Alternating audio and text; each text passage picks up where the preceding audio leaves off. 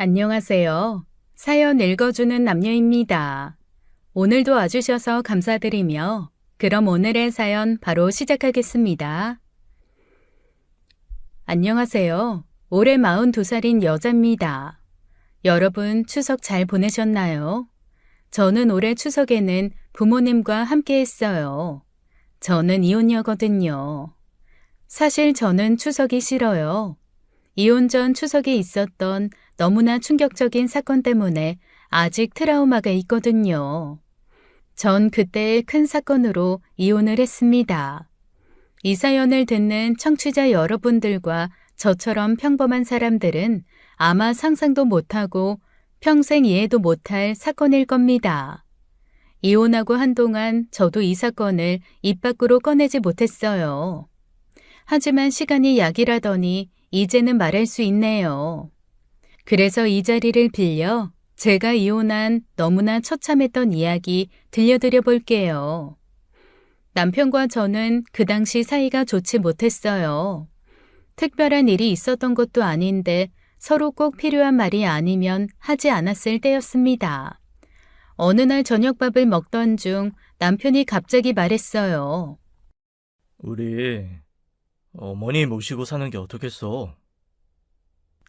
순간 열이 확 받았어요.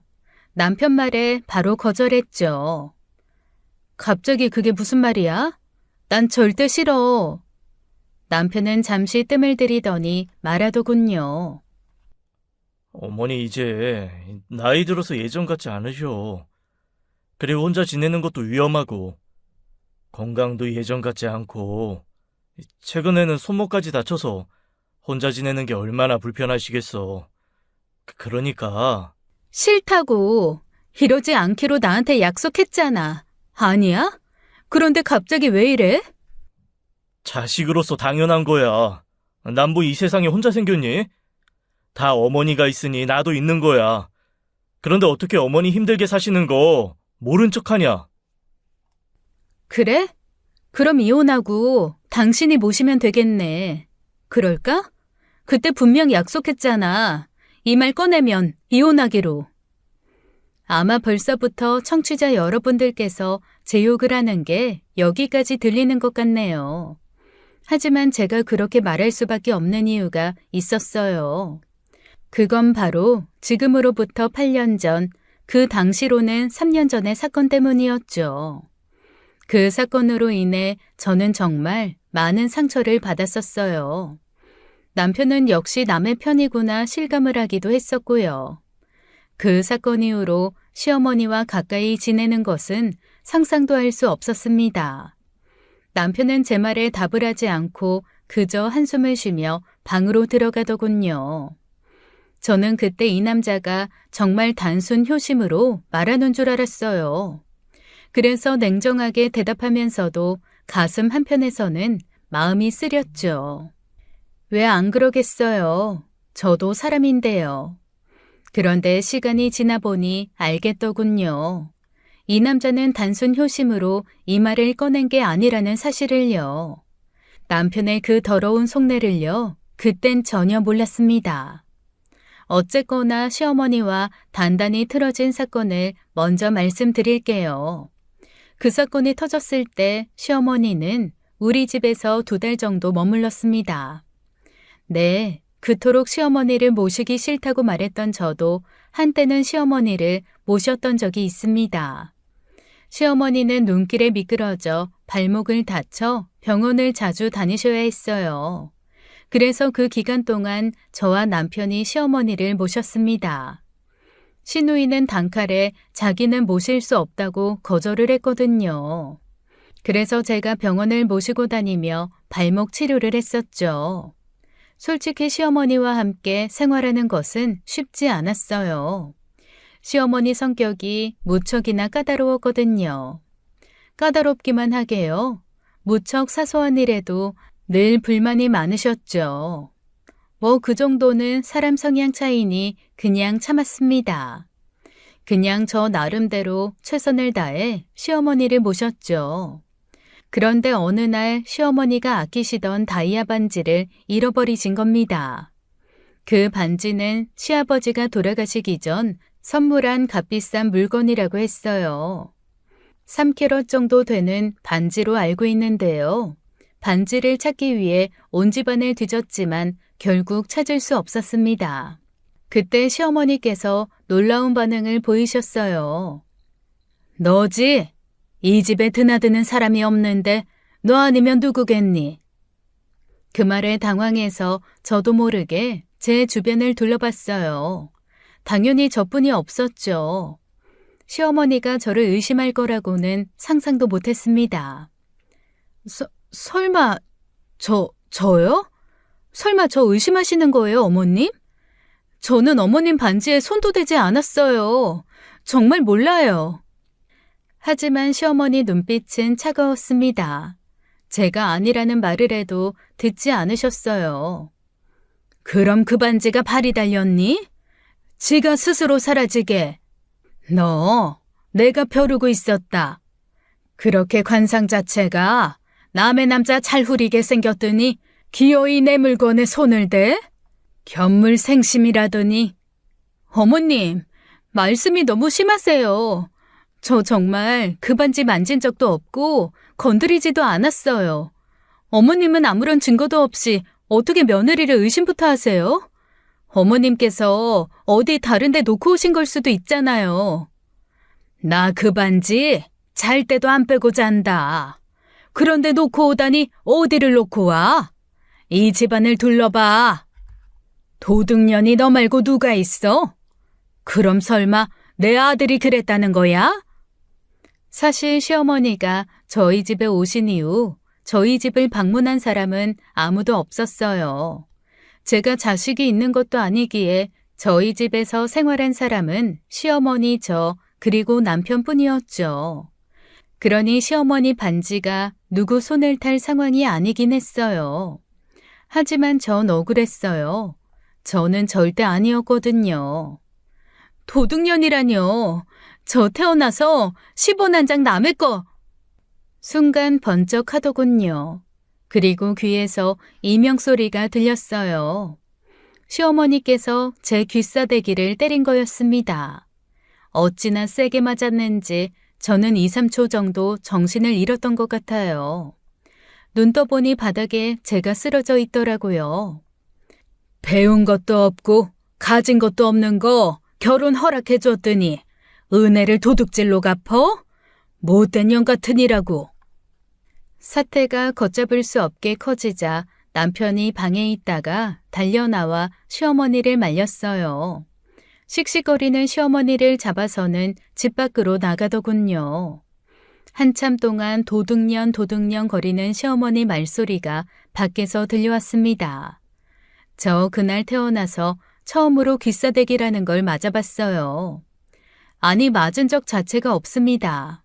학교 다닐 때도 선생님한테 한 번을 맞은 적이 없었어요. 저희 부모님조차 한 번도 제게 매를 대본 적이 없었고요. 제가 순하기도 순했고 무슨 문제를 일으키며 살았던 적이 없기도 했거든요. 근데 그날 처음으로 남에게 맞아본 거였어요. 그런데 그 사람이 시어머니였네요. 진짜 그 자리에 주저앉아 한참을 정신을 못 차렸습니다. 와, 이렇게 아프구나 싶었어요. 한참 뒤에 남편이 집으로 돌아왔어요. 그리고 방에 들어가 시어머니 짐을 싸더군요. 일단 엄마, 집으로 돌아가시라고 했어. 엄마가 하도 동네에 떠나가라 소리를 지르셔서 엄마만 먼저 집에 모셔다 드리고 온 거야. 난 엄마 짐 좀 정리해서 옮겨드리고 올게. 여보, 나 어머니 반지 본 적도 없어. 이게 말이 돼? 자기 반지 없어졌다고 며느리 의심하면서 때리는 게 말이 되냐고. 그때 남편의 표정은 저를 한심하다는 듯이 보는 표정이었어요. 아니, 정확히는 그래서 어쩌라고 이렇게 말하는 듯 했죠. 아마 이때부터 남편에게 정이 사라진 것 같아요. 아, 이 새끼는 구실만 생기면 언제든 날 버릴 놈이구나 싶었거든요. 그 순간 딱 한 생각만 들었습니다. 이 남자와는 100년 해로는 못하겠다. 그리고 며칠이 지나서 시어머니가 저를 괴롭히기 시작했습니다. 반지값으로 1,000만 원을 달라고 요구하기 시작했어요. 증거가 없으니 저를 완벽하게 범인으로 몰지는 못하더라도 제 책임이라고 하더군요. 이때부터는 저도 강하게 나갔어요. 힘이 약해서 당하고 사는 거 아니잖아요. 집안 어르신이니 예의를 다했던 것 뿐이죠. 그런데 증거도 없이 며느리 뺨을 때리다니요. 남한테도 못할 짓 아닌가요? 아마 이때 제 마음속에 시어머니는 더 이상 제가 예의를 다해야 할 어른이 아니었어요. 어머님, 증거 있어요? 어머니가 반지 잃어버린 건데 제가 무슨 책임이요? 막말로 다른 데서 잃어버리시고 저한테 뒤집어 씌우는 걸 수도 있죠. 증거? 허허, 네가 아직 덜 맞았구나. 네가 범인이 아니더라도 네 잘못이다. 네 집에서 없어진 거 아니냐. 호텔에서도 귀중품 없어지면 다 호텔이 책임지는 거야. 그러니까 너희 집에서 반지 잃어버렸으면 네가 책임져야지. 그리고 집 청소는 네가 다 했지 않니? 그런데 반지를 잃어버렸다? 당연히 너 때문에 잃어버린 거야. 그러면 저도 시댁 가서 로또 1등종이 없어졌다고 하면 어머님이 저 1등 돈만큼 주시는 거 맞아요? 이게 어디서 어른이 말씀하시는데 생떼를 써? 지금 내가 너랑 장난칠 사람이냐? 응? 제가 떼부린다고요? 똑같은 논리 아닌가요? 전 그렇게 어머님 생각이 맞다고 생각되면 법원에 가서 판결문 받아오세요. 그러면 1,000만 원이든 2,000만 원이든 제가 보상할게요. 그리고 저도 맞은 거 판결문 받아올게요. 전 진단서 떼뒀고요. 어머님도 판결문에 맞게 저한테 보상하시면 돼요. 그렇게 갈등은 깊어져만 갔습니다. 남편과 저는 그 문제로 크게 다퉜어요. 무슨 가족끼리 법이야. 왜 그렇게까지 하는 건데. 그래, 당신 우리 엄마한테 뺨 맞은 거 억울할 수 있어. 그런데 그건 어머니도 흥분해서 자신도 모르게 손이 올라간 거라고 사과하셨잖아. 너한테 사과하셨다고 했니? 당사자인 난 사과 구경도 못했는데? 그리고 당신도 언제 한번 우리 집 가자. 내가 시어머니한테 맞은 거 아빠한테 말하면 당신은 아마 뺨 한 대로 안 끝날걸? 우리 아빠한테 주먹으로 몇 대 맞고도 그 말 할 수 있나 보자. 일 키우지 마. 그냥 어머니가 너무 아끼는 반지를 잃어버려서 속상해서 그러시는 거야. 그거 돌아가신 아버지가 어머니한테 마지막으로 준 선물이잖아. 당신이 아랫사람이니 어머니 좀 이해해주면 안 돼? 그냥 져준다고 생각하고 조금만 도와드리면 되는 거잖아. 조금만 더 져주면 아주 도둑년으로 감옥도 쳐넣겠더군요. 그렇게 어머님이 걱정되면 좋아. 그럼 당신이 훔친 거라고 말해. 당신이 져주면 되지. 지금 어머님한테 전화 드려서 말해. 죄송하다고 말하고 당신이 그 반지 훔쳤다고 말해. 그리고 당신이 그 반지값 물어줘. 그럼 되잖아. 내가 왜? 내가 훔친 것도 아닌데. 그럼 나는 훔쳤니? 남편은 한숨을 쉬며 아무 대답도 하지 못했습니다. 그저 지 엄마 입장만 떠들어댔지 제 입장은 전혀 들어주지도 않더군요. 그런데 며칠 뒤 상황은 생각지도 못한 반전을 맞이하게 되었어요. 우연히 길에서 시어머니를 만났습니다. 시어머니는 친구분들과 함께 있었죠. 저는 그냥 지나치려고 했어요. 그땐 인사 나누는 것도 싫었거든요. 그런데 그때 번쩍하고 제 눈에 시어머니 손에 반짝이는 무언가가 들어왔습니다. 바로 시어머니가 잃어버렸다고 그 난리를 치던 다이아 반지였어요. 그 반지가 시어머니 손가락에 끼워져 있더군요. 정말 황당해서 말이 안 나오더라고요. 저는 바로 시어머니에게 다가가 인사했습니다. 그 순간 시어머니 행동이 기가 차더군요. 시어머니는 저를 보자마자 당황한 얼굴로 재빨리 다이아 반지를 끼고 있던 손을 숨겼습니다. 하지만 어쩌겠어요. 저는 이미 그 다이아 반지를 다 봤는데요. 어머님, 잃어버리셨다는 그 다이아 반지 찾으셨어요?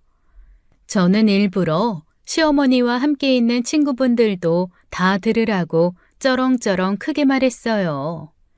아이, 왜 이렇게 소리를 질러? 아직 못 찾았다. 어머, 자기 다이아 반지 잃어버렸어? 오늘 끼고 나온 거 말고 다른 것도 있었어?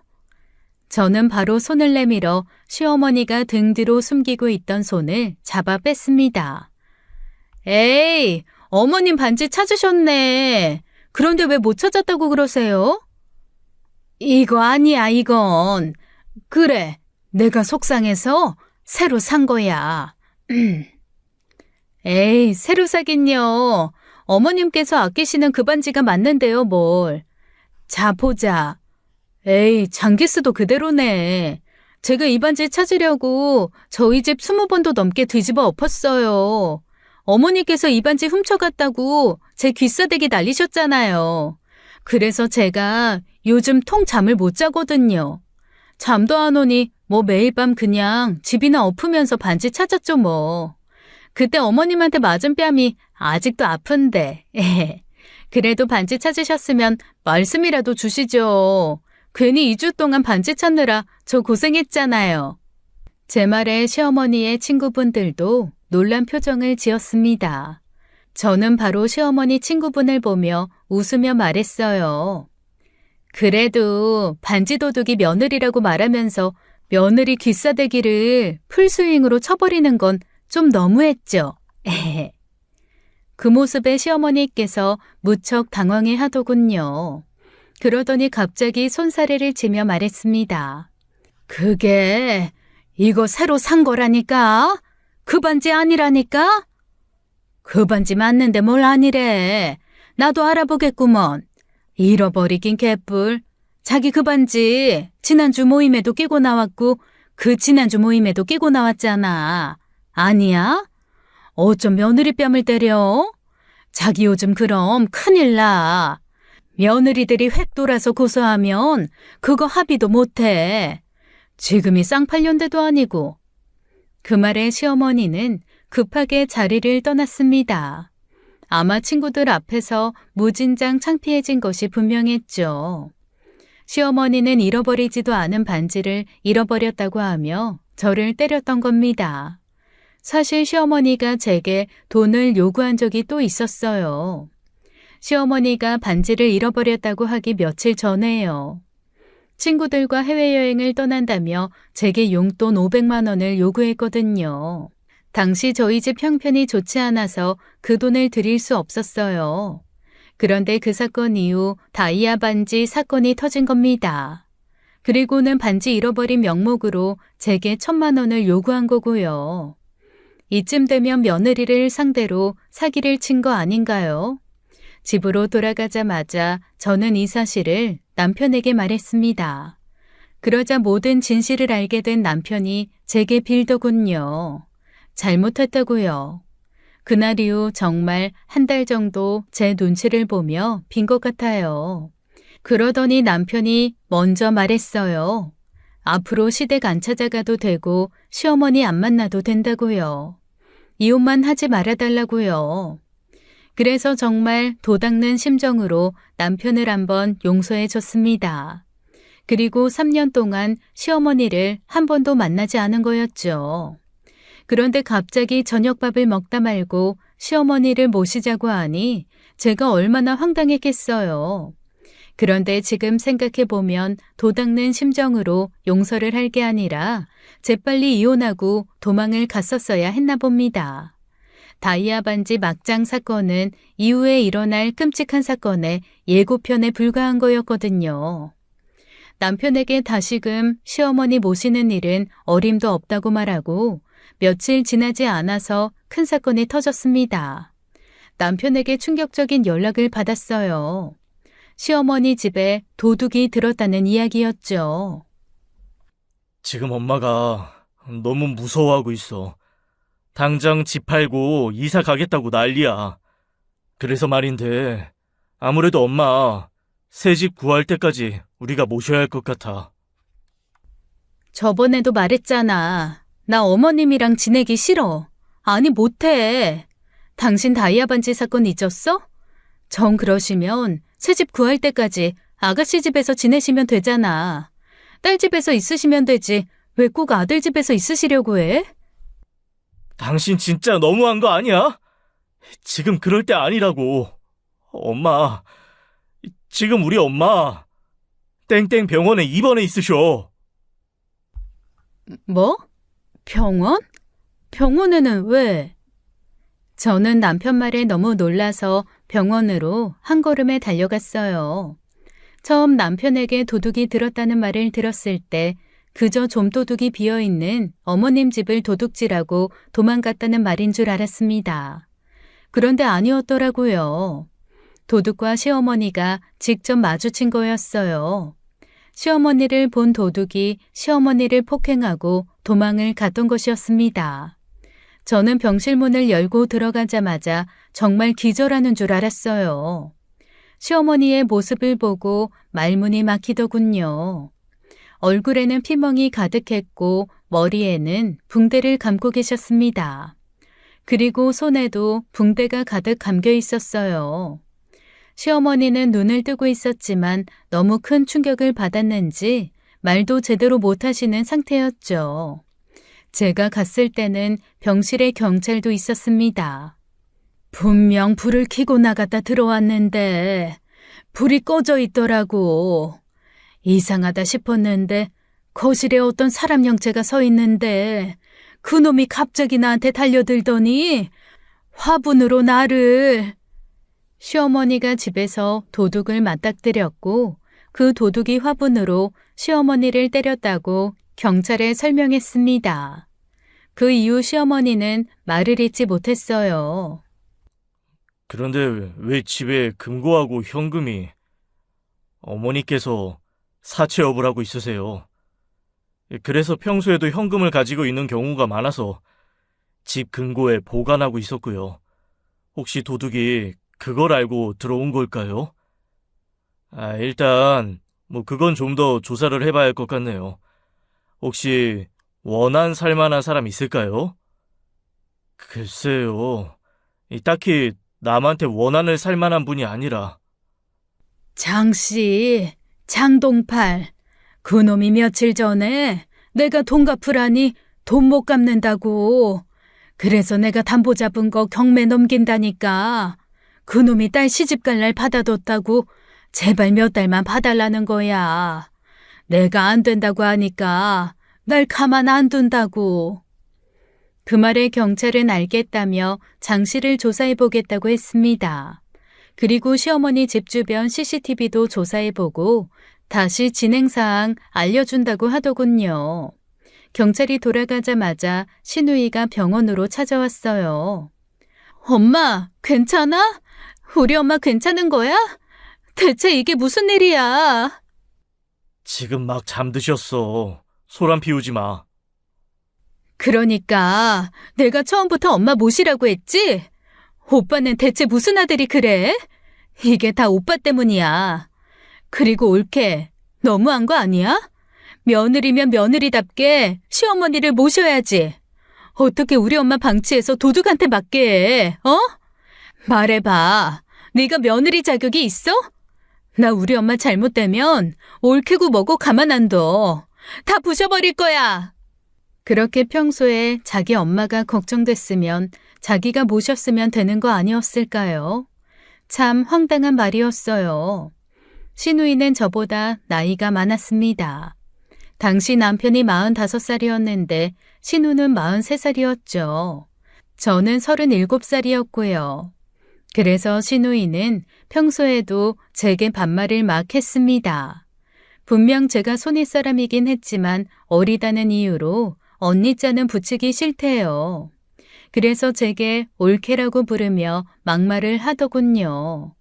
시어머니도 뻔히 그걸 알면서 별말 안 하더군요. 하지만 지금은 상황이 상황인지라 하나하나 따지고 있을 수는 없었어요. 그렇지 않아도 어머님 이제 살던 집에 들어가지 않으시겠대요. 무섭다고. 집 팔고 이사 가시겠다는데 집이 금방 팔리는 것도 아니잖아요.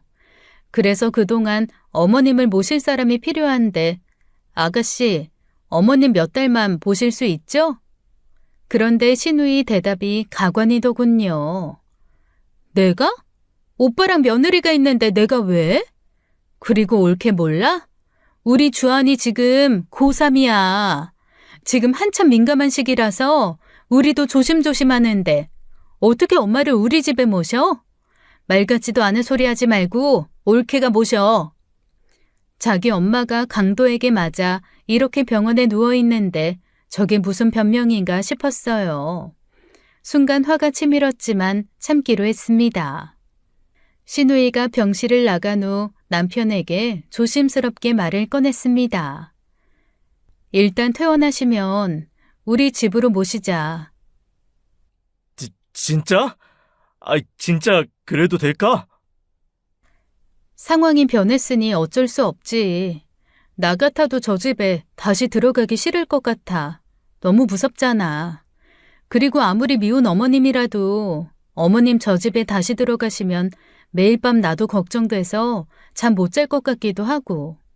고마워, 정말 고마워. 역시 당신뿐이야. 당신은 천사야.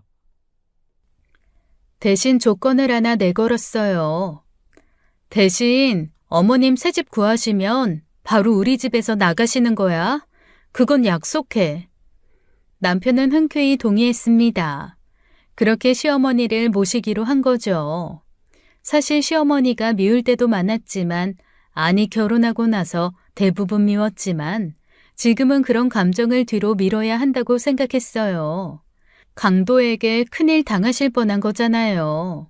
어쩌면 돌아가실 뻔한 상황이었고요. 시어머니는 병원에서 약 2주간 치료를 받았어요. 도둑에게 맞아 안화 골절이 심하게 왔고 방어를 하다가 손가락도 몇 군데 부러졌다고 하더군요. 그런데 시어머니는 퇴원 후 우리 집으로 오셨어요. 그런데 흔히들 그런다고 하죠. 집팔 직꼰이라고. 집팔자 지가 꼰다고요. 제가 딱 그랬습니다. 속된 말로 병신처럼 착했던 거죠. 아무리 상황이 안타깝고 어쩔 수 없는 극한 상황으로 흘러가도 하지 말아야 할 건 하지 말았어야 했나 봅니다.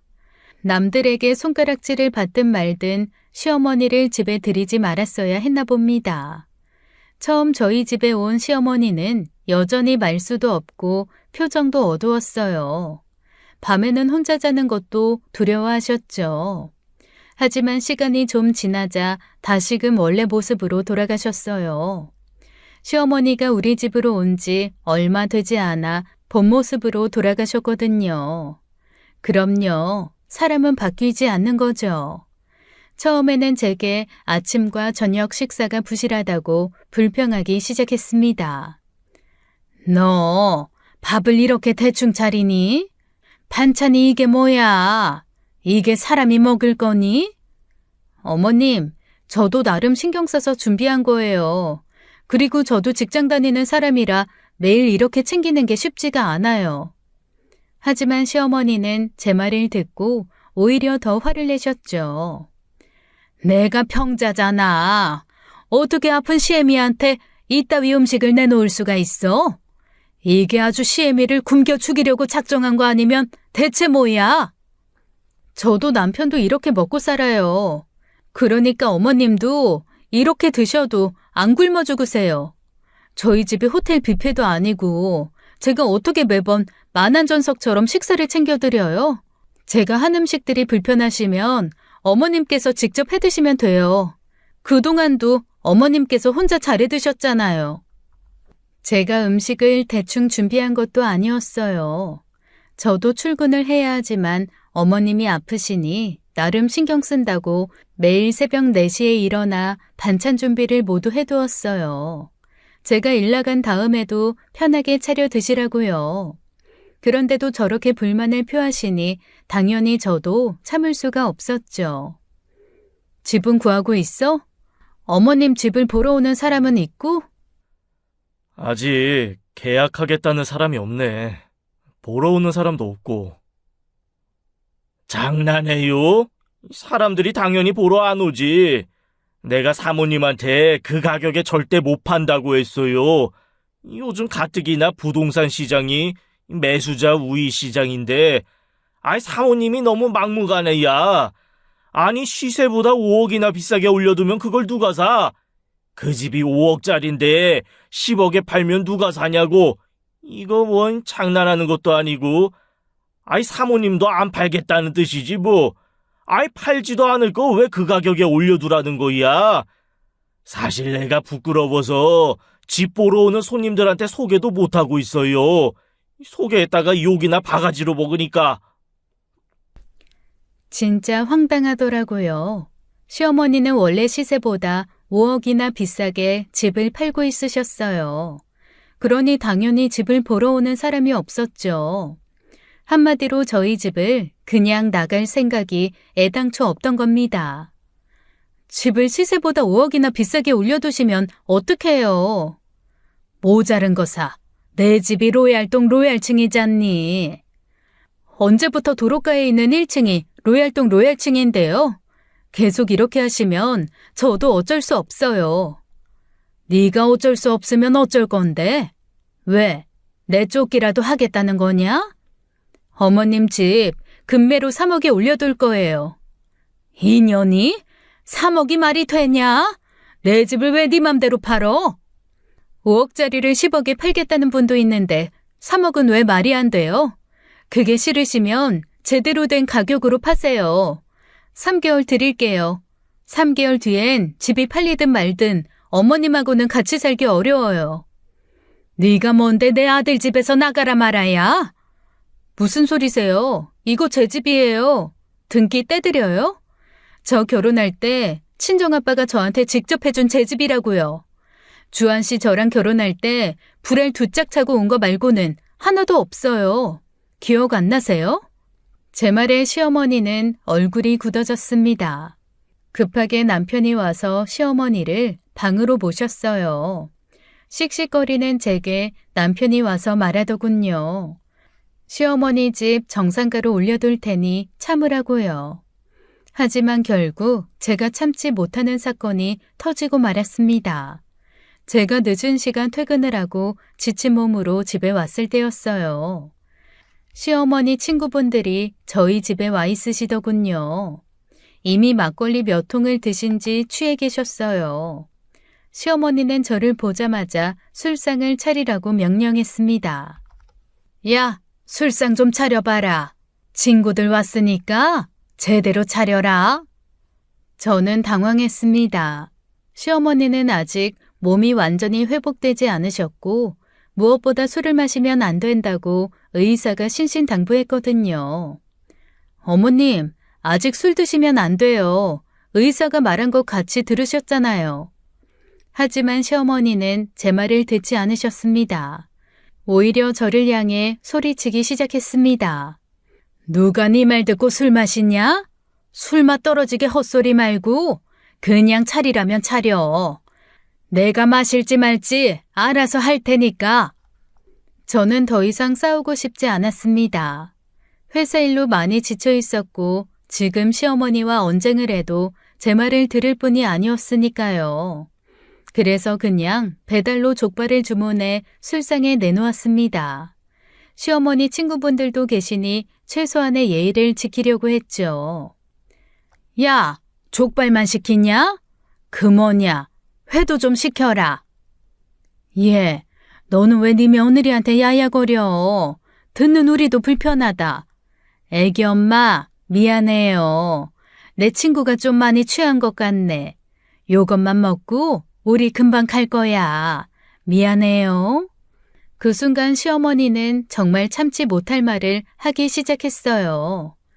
애기 엄마는 개뿔. 죄도 없는데 무슨 애기 엄마야? 전년이 저게 10년이 넘도록 애를 못 가져. 밭이 썩었다 썩었어. 애가 어찌나 부실한지 임신하면 유산하고 임신하면 유산하고. 야, 나는 손자는 못 보고 죽으려나 보다. 내 새끼는 뭔 죄가 많아서 저런 걸 데리고 사는지. 에휴. 그 말을 듣는 순간 가슴이 철렁 내려앉았습니다. 시어머니의 저 말들은 저에게 큰 상처였어요. 결혼한 지 10년이 되었지만 저희 부부는 아직 아이를 갖지 못했습니다. 10년 동안 유산만 3번을 했었죠. 그 3번도 시험관을 통해 간신히 가진 아기였어요. 시험관 시술을 받은 이유도 남편 정자가 다른 남자들보다 현저히 적고 운동성이 나빠서였죠. 3번의 유산 동안 제가 흘린 눈물이 아마 한강만큼은 될 겁니다. 그런데 시어머니는 제 상처를 저렇게 쑤시는 거였어요.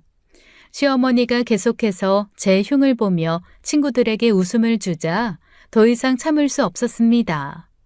어머님, 저희가 애 못 낳는 이유는 제가 부실해서가 아니에요. 주한 씨 문제도 있다고요. 너 그게 무슨 말버릇이야? 네가 못해서 그런 걸 왜 우리 아들 탓을 해? 시어머니의 화난 목소리가 집안에 울려 퍼졌습니다. 시어머니 친구분들은 분위기가 살벌해지자 하나둘 자리를 뜨기 시작하더군요.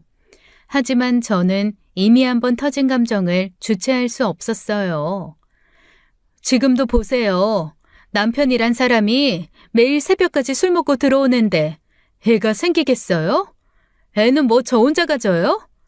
의사가 남편한테 술 끊고 운동하고 건강관리하라고 하는데도 주한 씨는 매일 술 마신다고요.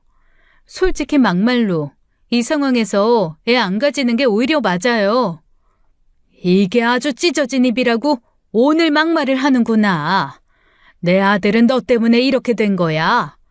네가 이따위로 어른 공경 못하니까 하늘도 노하셔서 애를 안 주는 거라고. 그때 남편이 들어왔어요. 역시나 술에 취해 들어오더군요. 오늘은 또 왜들 그래? 저 밖에까지 당신 목소리 다 들려.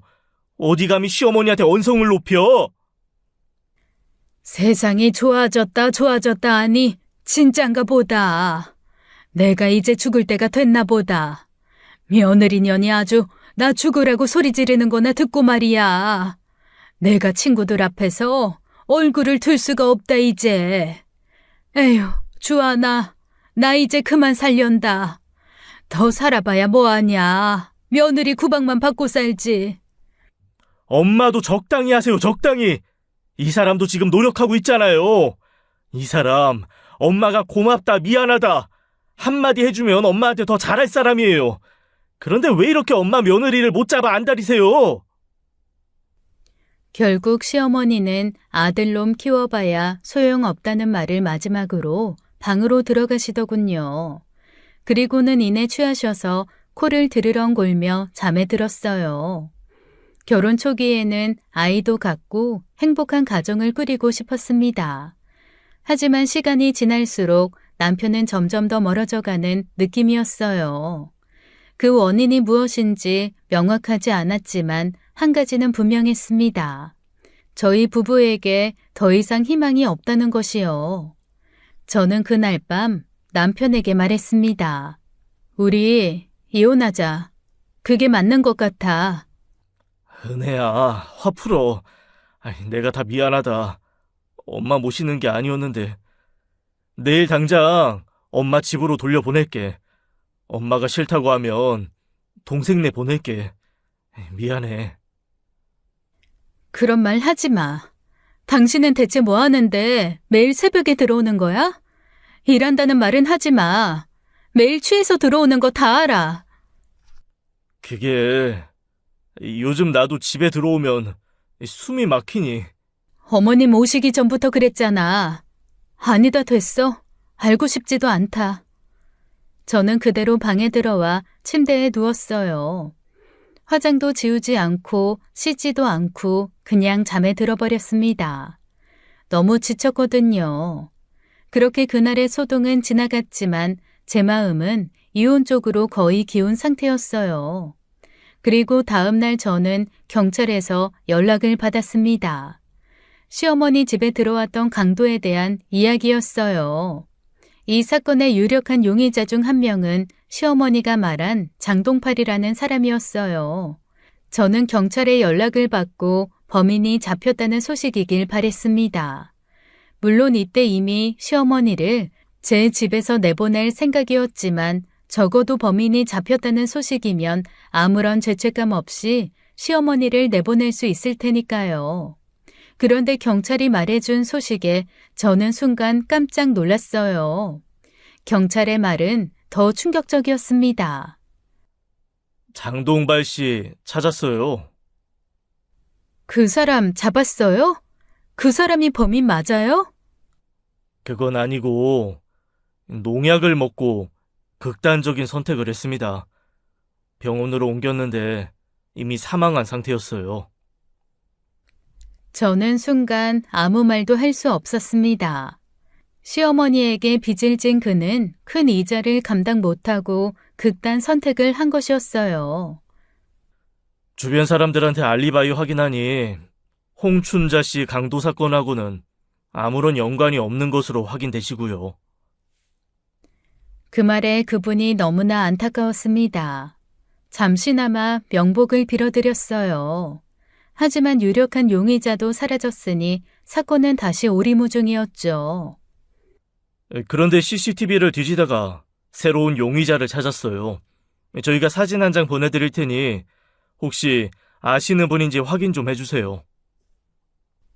그리고 이어서 경찰은 제게 사진 한 장을 보내주었지만 저는 도저히 일면식도 없는 사람이었습니다.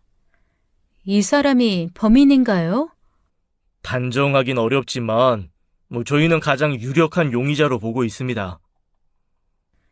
경찰의 마지막 말은 반가운 소식이었죠. 그날 밤 남편에게 이 소식을 전하려고 했지만 그럴 수 없었어요. 남편은 그날도 만취해서 들어왔거든요.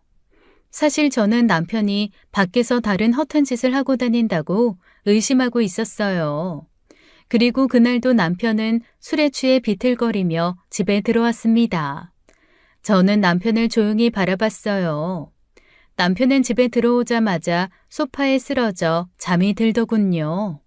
시어머니도 이미 자신의 방에서 잠든 지 오래였어요. 방 안은 어둡고 조용했습니다. 그때 남편의 자켓에서 핸드폰 알림 소리가 들렸습니다. 문자가 온 것 같았어요. 갑자기 마음이 두근거렸습니다. 여자의 촉이랄까요? 뭔가 이상한 낌새가 느껴졌죠. 저는 잠들어 있는 남편을 바라보다가 남편 핸드폰을 주머니에서 꺼냈습니다. 남편 핸드폰은 잠겨 있었지만 쉽게 풀 수 있었어요. 죽은 듯 잠들어 있는 남편의 지문으로 잠금을 풀었거든요. 떨리는 손으로 남편의 손가락을 가져다 대고 남편 핸드폰 잠금이 풀렸습니다. 그리고 화면에 떠 있는 문자를 확인했죠. 들어갔어? 보고 싶어. 단 4글자. 그 문자를 보는 순간 심장이 멎는 듯한 기분이 들었습니다. 내 생각이 맞구나. 설마 이렇게까지 남편이 추락할까 싶었지만 남편이 외도하고 있다는 제 의심이 맞았어요. 남자끼리 보고 싶다고 문자를 하지는 않을 테니까요. 누가 남편에게 이런 문자를 보낸 걸까 머릿속이 복잡해졌습니다. 하지만 그 문자 외에는 다른 어떠한 이상한 증거도 없었어요. 다른 메시지나 사진, 통화 기록에서 더 이상 흔적을 찾을 수 없었죠. 저 문자 외에는 증거는 전혀 없었습니다. 저 문자를 보낸 사람이 누구인지도 알아낼 수 없었죠. 저는 잠시 고민에 빠졌습니다. 이 문자를 보고 남편을 바로 추궁할 수도 있었지만 미꾸라지 같은 남편 놈이 빠져나갈 수도 있었어요. 그래서 저는 보다 신중하게 움직이기로 결심했습니다. 다음 날 아침 남편이 일어나자 저는 평소처럼 아무렇지 않게 행동했습니다. 속으로는 분노가 가득했지만 겉으로는 티를 내지 않으려 애썼죠. 더 확실한 증거를 찾아야 했습니다. 오늘도 회식 있어? 남편은 피곤한 얼굴로 고개를 끄덕였어요. 저는 그날 바로 흥신소에 연락을 했습니다. 그리고 남편의 뒷조사를 의뢰했죠. 저는 흥신소에 돈은 얼마든지 줄 테니 남편의 뒷조사를 최대한 빨리 진행해달라고 요청했어요. 한시라도 함께 사는 것이 곤욕이었거든요. 이대로라면 제가 미칠 것 같았기에 하루라도 빨리 진실을 알고 싶었어요. 흥신소에서는 2주 안에 결과를 알려주겠다고 했습니다. 그동안 저는 아무렇지 않은 척 남편을 대했지만 속으로는 하루하루가 고통이었죠. 드디어 2주가 지나고 흥신소로부터 연락이 왔습니다. 제가 의심하고 상상했던 것이 모두 현실이 되는 순간이었어요. 남편은 회사에서 야근을 하는 것이 아니라 내연녀를 만나고 있었습니다. 남편이 참 싸구려 같은 놈이라 생각됐어요. 남편의 외도가 사실이라는 것을 확인하는 순간 제 분노도 현실이 되었죠. 흥신소는 그 증거로 내연녀의 사진을 저에게 보내주었어요. 그런데 저는 그 상간녀의 사진을 보고 큰 충격을 받았습니다. 설마 이 여자랑 바람을 피우고 있을 줄 정말 상상도 못했어요. 단순 남편의 외도만을 생각하고 있었는데 남편의 비밀은 더 추악하고 더러운 그 무엇이었습니다. 그때가 추석이 다가오는 주였어요. 저는 흥신소에 다시 연락을 했습니다. 남편 상간녀의 상세한 모든 정보를 모아달라고 요청했어요. 상간녀의 정확한 신원과 지금 거주하는 곳 뿐만 아니라 그 여자에 관한 모든 것을 알아봐 달라고 부탁했죠. 이때 저는 분노와 충격으로 사실 제정신이 아니었어요. 그만큼 상간녀의 정체가 너무 충격적이었거든요. 하지만 감정을 억누르고 차분하게 증거를 모아야만 했습니다. 일주일이 흘렀습니다. 그 사이 저는 속으로 끓어오르는 감정을 겨우 누르며 일상을 유지하고 있었어요. 그리고 어느덧 추석 전날이 되었습니다. 그날 아침 시어머니는 저희 집에서 추석 차례를 지낼 테니 알아서 준비하라고 하더군요. 이번 추석 차례는 여기서 지낼 거니까 네가 알아서 준비 잘해둬라. 아니 근데 이게 어딜 노려봐? 너 이제 내가 만만하냐?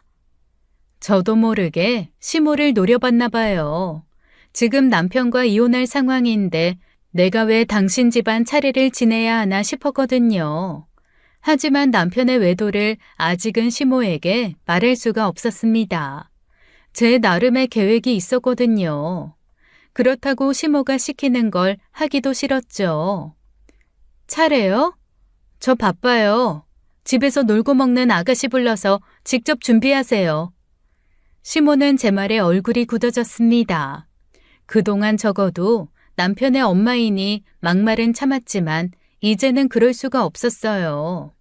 남편과의 관계도 시모와의 갈등도 모두 극에 달한 상황에서 제가 차례 음식을 준비한다는 건 어불성설이었습니다. 뭐라고? 집에서 놀고 먹는? 야, 내 딸이 네 친구냐? 응? 어디서 말을 함부로 해? 그리고 걔가 노는지 마는지 네가 어떻게 알아? 네가 며느리면서 차례 음식을 준비 안 하겠다는 거야? 이게 어디서 말대꾸야? 저기요, 세상 일 모르는 거예요. 제가 내일 당장 그쪽 며느리 안 할지도 모르는데 이 상황에서 제가 왜 차례 음식을 준비해야 돼요? 시모는 저의 말에 더 크게 화를 냈습니다. 저기요? 그쪽? 너 뭐 약 먹었냐? 너 지금 이혼 이야기 꺼내는 거야? 그래, 니들 이혼해. 내가 뭐 무서워할 줄 알아? 이혼해 이거사. 나중에 네가 울며 불며 나한테 잘못했다고 빌어도 내가 이제는 못 참겠다. 그땐 내가 너 이혼시킬 거야. 그런데 이혼하더라도 차례 음식은 준비해. 내일 이혼해도 오늘은 네가 며느리야. 그러니까 다 준비해. 저도 붙잡아도 그쪽 며느리 이제 안 해요. 그리고 차례상은 그쪽이랑 그쪽 딸이 준비하라고요. 원래 내 조상도 아니잖아요. 너 뭐 믿는 구석이라도 있냐? 왜? 남자라도 생겼어? 그놈도 참 불쌍타. 너 같은 거랑 붙어먹고. 아무튼 맞아 죽기 싫으면 바짝 엎드려서 싹 다 준비해놔. 나 이거 허투루 하는 말 아니다. 알았어? 저는 더 이상 대꾸하지 않았습니다. 시모와 대화를 이어가는 것 자체가 이제는 의미 없다는 생각이 들었기 때문이죠. 시모는 그런 저를 보며 계속 욕을 해대기 바빴어요. 내 말이 말 같지 않어? 빨리 음식들 사러 안 나가? 차례 음식 준비하라고. 아직 이혼 안 했잖아. 그럼 네가 해야지 누가 해? 저는 시모의 꽥꽥 질러대는 소리가 지겨워 안방문을 닫고 잠가버렸습니다. 그리고 핸드폰을 들고는 흥신소에서 연락이 오기만을 기다리고 기다렸죠. 상간녀의 거주지 정보와 신상 정보가 오기만을요. 시모는 화가 단단히 났는지 방문을 발로 차며 소란을 피웠습니다. 그래, 네가 이기나 내가 이기나 해보자. 분명 내 말했다. 차례 준비 안 해두면 그날이 네 재산날 되는 거라고. 남편은 그날도 역시나 새벽에 만취해서 들어오더군요.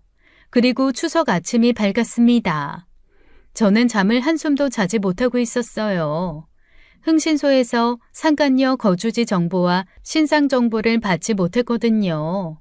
저는 제 손톱을 뜯으며 초조해했습니다. 아침까지 제가 차례상을 준비하지 않은 걸 확인한 시모는 그야말로 지랄의 화신이 되었어요. 하지만 저는 시모의 지랄을 더 이상 신경 쓰지 않았습니다.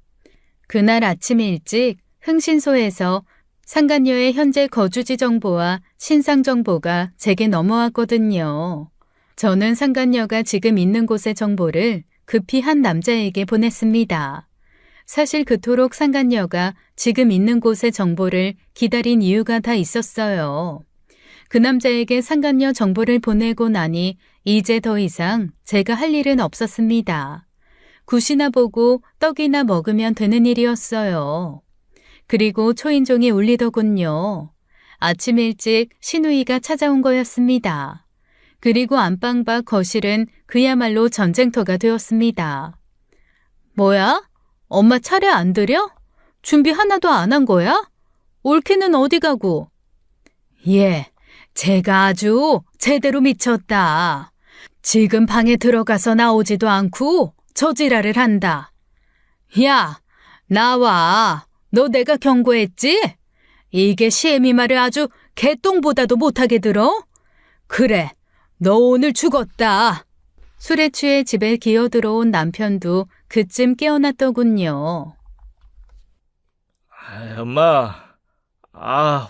머리야. 엄마, 왜 이렇게 시끄러워? 잠을 못 자겠네. 얘 주하나, 저 애미가 차례 준비를 하나도 안 했단다. 저게 단단히 미쳐서는 뭐? 오늘은 자기가 며느리 안 하는 날이니 남의 조상 차례 준비를 안 한다나? 이딴 소리만 한다. 엄마는 그게 무슨 소리야. 야, 은혜야. 야, 백은혜. 문 좀 열어봐. 나와서 이야기해. 대체 또 왜 이래? 아이고, 전현이 결국 저렇게 우리 집을 이렇게 망쳐놓네. 차례도 준비 안 하고 도대체 며느리로서 네가 하는 게 뭐야? 조상님, 죄송합니다. 다 전현 탓이니 저기 숨어있는 전현한테 화를 푸세요. 신우이의 표독스러운 목소리도 들리더군요. 홀케, 나오라고. 도대체 이게 뭐야? 내가 아주 버르장머리를 고쳐놔야겠어. 오빠, 오늘 나 말리지 마. 아주 저거 머리털을 다 뽑아서 교육을 시켜놔야 다시는 우리한테 못 대들지. 그때 제가 드디어 방문을 열고 나갔어요. 그리고 한마디 했습니다. 저 오늘부터 저 인간이랑 이혼합니다. 당신들 며느리 안 한다고. 그러니까 내 집에서 나가요. 명절날부터 경찰 부르기 싫으니까 소란 그만 피우고 나가라고요. 뭐? 미쳤어? 세상에 어느 며느리가 차례 때문에 이혼을 한다니? 그게 말이 돼? 버르장머리 없는 게 내가 아주 오늘 네 버릇 좀 고쳐놔야겠다. 그러면서 신우이는 제 뺨을 세게 때렸습니다. 순간 얼굴이 화끈거렸어요. 이로써 제가 이 집안 인간들한테 맞은 게 두 번째였습니다. 더 이상 참으면 그냥 병신인 거죠. 저는 아무 말 없이 신우이의 뺨을 힘껏 갈겼습니다. 신우이가 제게 때린 뺨이 작은 짝소리였다면 제가 신우이 뺨을 갈긴 건 마치 큰 나무가 쓰러질 때 나는 듯한 쩍소리였어요. 그만큼 제 마음속에 있는 모든 울분을 담아 날린 싸대기였으니까요. 방 안은 순식간에 얼어붙었죠.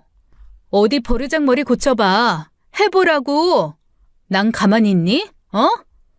남편과 시모는 그 모습을 보고 소리쳤습니다. 너 뭐 하는 거야? 정말 미쳤어? 감히 누구한테 손을 대? 남편도 저를 향해 화를 내더군요. 지 마누라가 먼저 맞은 건 보이지도 않나 봅니다. 전 그동안 참아왔던 모든 감정을 한꺼번에 터뜨렸습니다. 오늘이 바로 사생결단을 내는 날이었고 저는 오늘만을 벼르고 있었거든요. 바로 남편에게 다가가 남편 뺨도 갈겨버렸어요. 쩍소리와 함께 남편은 휘청이며 한쪽 무릎을 꿇었습니다. 남편 뺨에는 제 손바닥 자국이 남더군요. 사실 제가 고등학교 때까지 배구부였어요. 아마 성인 남성도 정신줄 놓고 싶을 만큼 충분히 아팠을 겁니다. 내 말 못 알아들어? 이혼하자고. 왜 너희들은 좋게 말하면 못 알아듣니?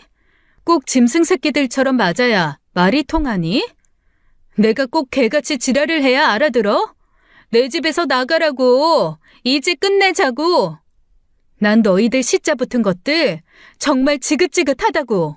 순간 방 안에 있던 모든 사람이 말을 멈췄습니다. 시모는 그제야 저를 놀란 눈으로 쳐다봤죠. 은혜야. 말로 말로. 이혼이라니. 왜 또 그러는 거야? 그래, 알았어. 차례 지내지 마. 안 지내도 돼. 그치, 엄마? 야, 강미진. 너 새언니한테 사과해. 어디 새언니 뺨을 때려? 새언니. 미안해요. 저는 진짜 사실 무슨 상황인지 잘 모르는데 엄마가 하도 화를 내길래. 내가 지금 고작 차례상 때문에 그러는 줄 알아? 당신이 그동안 뭐라고 돌아다녔는지 내가 모를 거라고 생각했어? 내가 등신 병신이라 아무것도 모르는 줄 알았냐고. 너 바람난 거 다 알아. 어제도 새벽까지 그 여자랑 뒹굴다 온 거 다 안다고. 이미 증거도 다 있고 그리고 네가 상상도 못할 것들도 내가 다 알아. 아마 내가 입 열면 네 엄마는 놀라서 기절할걸? 남편은 당황한 표정으로 말을 잇지 못했고 시모는 그제야 눈이 커져서 저를 바라봤습니다. 뭐? 그게 무슨 말이야? 우리 아들이 바람이 났다니? 시모는 충격을 받은 듯 했습니다. 그동안 시모는 남편이 완벽한 아들이라고 믿고 있었던 것 같아요. 남편이 늦게 들어오는 이유가 저 때문이라며 저를 탓해왔지만 이제 그 모든 것이 잘못된 판단이었다는 것을 알게 된 겁니다. 하지만 저는 거기서 멈추지 않았어요. 진짜 메인인 가장 큰 충격 비밀은 아직 털어놓지도 않았거든요. 어머님, 지금 놀라시면 안 되죠. 어머님 아들 바람보다 더 충격적인 사실이 있어요. 아마 당신 아들 바람난 상대 보면 너무 놀라실걸요? 너무 놀라서 오줌 지리실 거라고요. 시모는 멍한 표정으로 저를 바라보았습니다. 남편은 제 말에 무언가 눈치를 살짝 챈 듯했어요. 무슨 말이야? 그리고 나 바람 안 피웠어. 증거 있어? 미친놈. 착한 척 효자인 척하는 네 연기도 이제 역겹다. 야, 다 끝났어. 이제 그만 연기해. 진짜 가증스러워.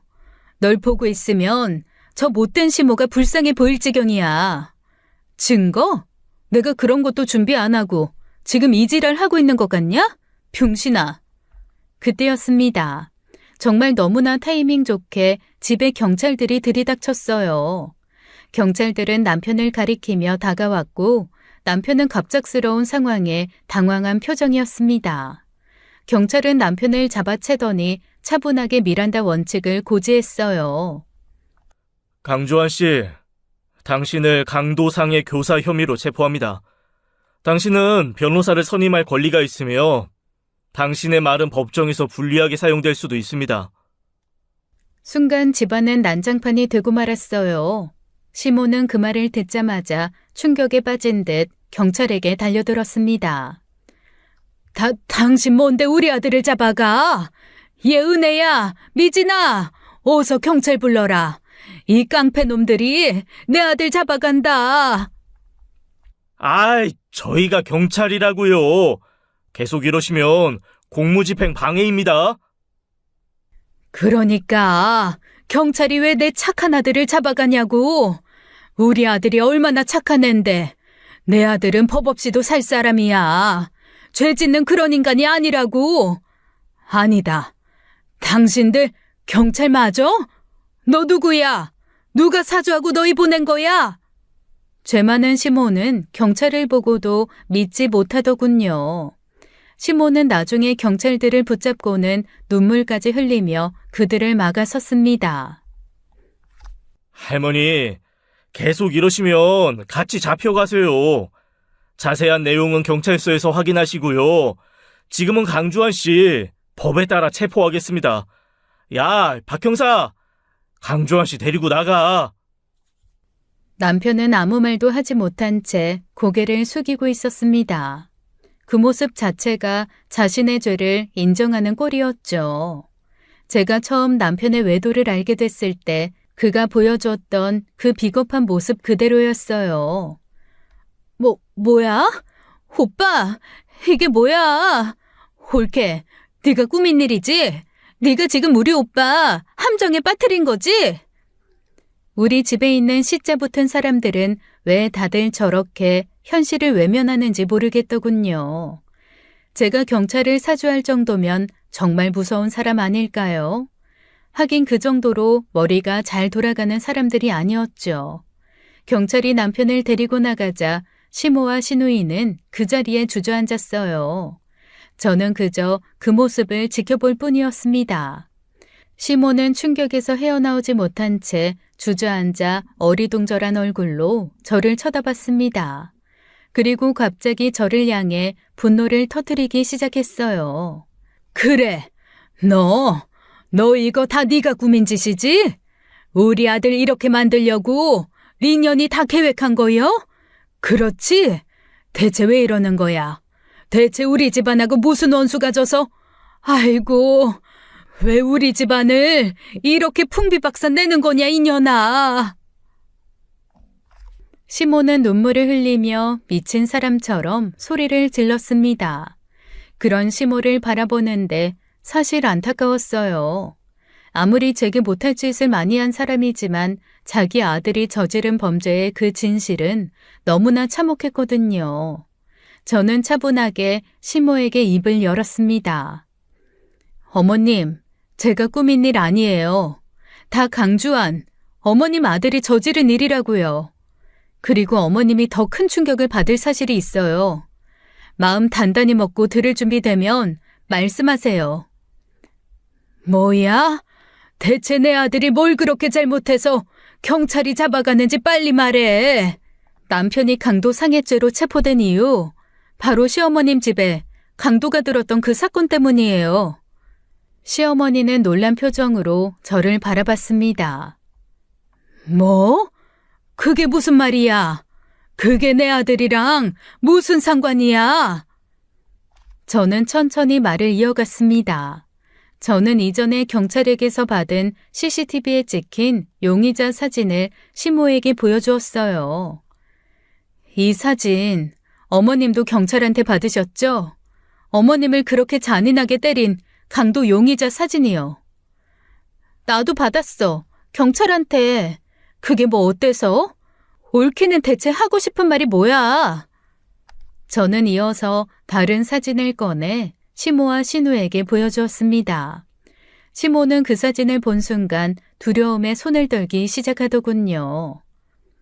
어머님, 이 여자가 남편 내연녀예요. 그 순간 시모는 비명을 지르며 자지러지듯 소리를 질렀습니다. 네, 맞습니다.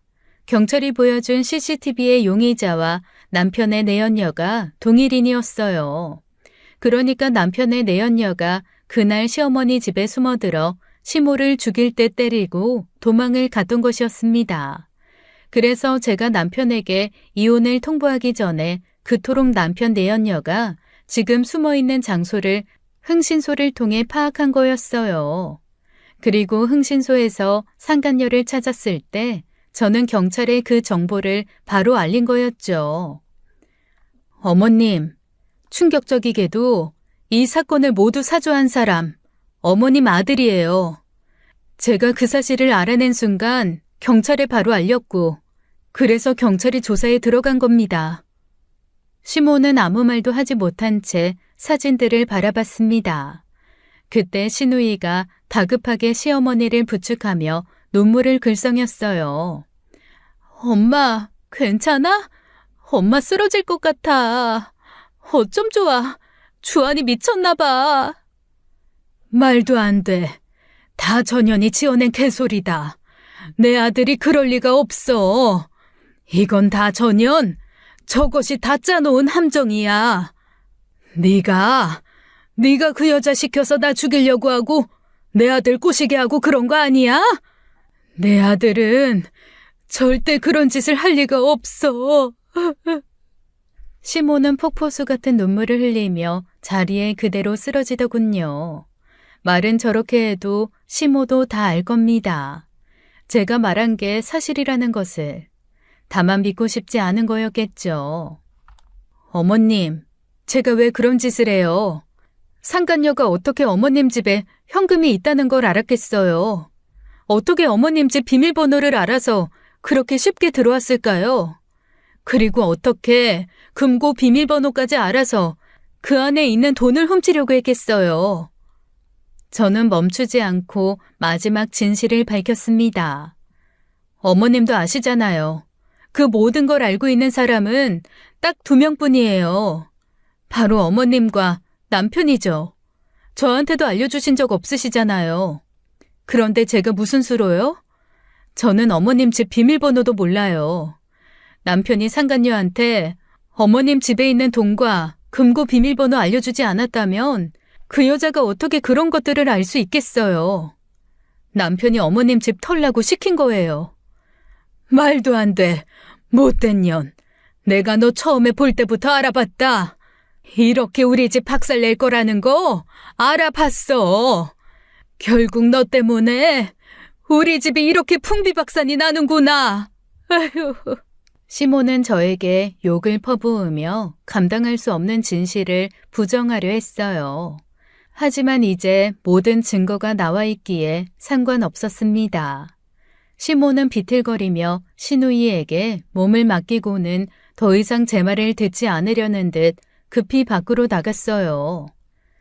내가 직접 경찰서로 가서 확인할 거요. 네 말은 믿을 수가 없다. 무슨 착오가 있는 거야? 아니, 꾸며낸 말일 거야. 시모는 저를 향해 끝까지 욕을 퍼부으며 경찰서로 급히 향했습니다. 시누이는 그런 시어머니를 부축하며 따라 나섰어요. 경찰은 남편보다 먼저 내연녀를 잡았고 그녀는 모든 것을 자백했다고 합니다. 남편이 모든 것을 시켰다고 술술 다 불었다네요. 자기는 시키는 대로만 했다고요. 외도 커플의 말로는 역시나 서로 뒤통수를 치는 거죠. 제 예상은 틀리지 않았습니다. 남편과 내연녀는 외도를 하며 씀씀이가 커졌고 남편은 시어머니 집에 현금이 있다는 사실을 알고 내연녀에게 그 돈을 털어오라고 시켰습니다.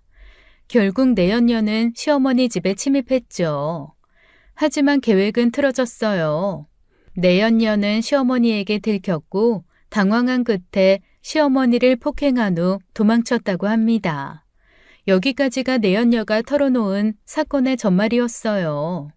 그런데 경찰이 집요하게 조사를 하다 보니 사건이 이상하게 흘러갔습니다. 수사 중 제가 모르고 있던 사실이 드러나더군요. 그건 저도 차마 상상도 못한 일이었어요. 홍충자 씨 앞으로 거액의 사망 보험금이 들어져 있더라고요. 남편은 자기 엄마 앞으로 거액의 사망보험금을 최근 집중적으로 들어둔 겁니다. 보험금 자체가 남편 벌이로 감당이 어려워 대출까지 내서 내고 있더군요. 저는 그 끔찍한 남편의 계획에 경악을 했어요. 그러니 상간녀가 말한 것처럼 단순히 들켜서 시모를 폭행했다는 것은 거짓말이었던 겁니다. 의도적으로 시모를 폭행한 것이었어요. 이 모든 진실이 밝혀지자 시모는 충격을 이기지 못하고 결국 쓰러지셨습니다. 결국 시어머니는 뇌출혈로 병원에 입원하셨고 회복은 불투명한 상태가 되었죠. 저는 시어머니가 저를 미워하고 구박했던 지난날의 일들을 떠올리며 복잡한 감정을 느꼈습니다. 그렇지만 그 충격 속에서 시어머니가 자신의 아들이 저지른 일을 받아들이는 고통은 분명 저와는 다른 차원의 것이었겠죠. 사망보험금 관련은 죄가 인정되지는 않았습니다. 실행이 안 되었으니까요. 하지만 남편의 범죄가 그저 금고의 돈을 노린 것이 아닌 처음부터 계획된 범죄라는 것은 인정이 되었습니다. 남편은 결국 강도상해 및 살인교사 혐의로 징역 20년을 선고받았어요.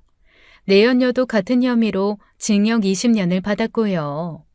법정에서 남편이 고개를 숙인 채 아무런 변명도 하지 못했습니다.